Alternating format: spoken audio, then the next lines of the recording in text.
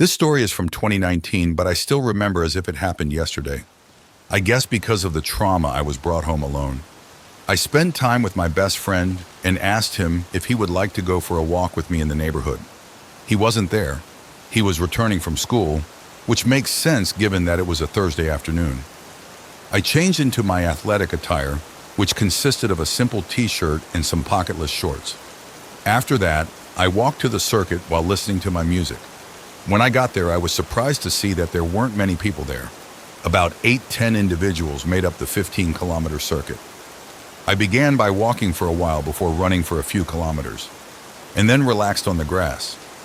I saw two guys riding a motorbike back and forth, but I didn't really care because I was FaceTiming my two closest friends. It was getting late, I believe it was around 6 p.m., and I was tired. So I decided to walk home, but I took a different, somewhat quicker route. I felt like someone was following and observing me as I had to cross a large deserted street that was lined with buildings. I murmured to my pals on FaceTime that it's about to happen and that they need to turn off their microphones and concentrate on me when I turned around and saw the same two guys on the motorbike coming towards me. One of the guys asked me where the closest barbershop was.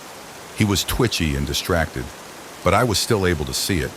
I was freaked out because I could see that the other man was attempting to look at where my phone was in the rearview mirror of the bike.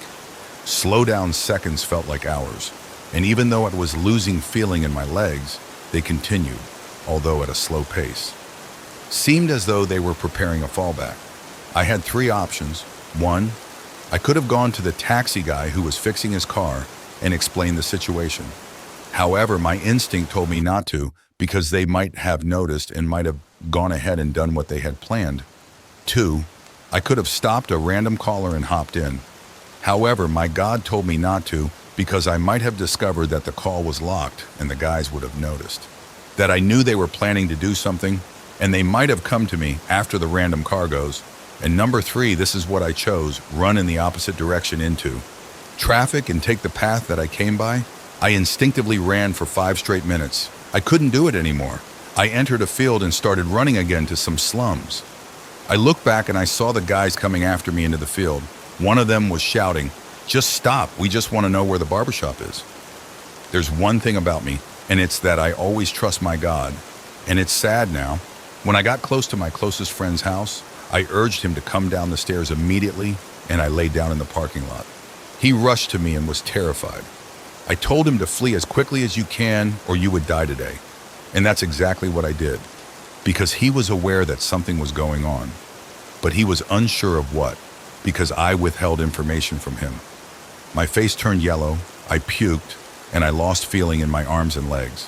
He led me to my house, where I lay down and forgot everything that had happened. I just recall getting up the next day and finding bruises on my leg from racing through the pike field.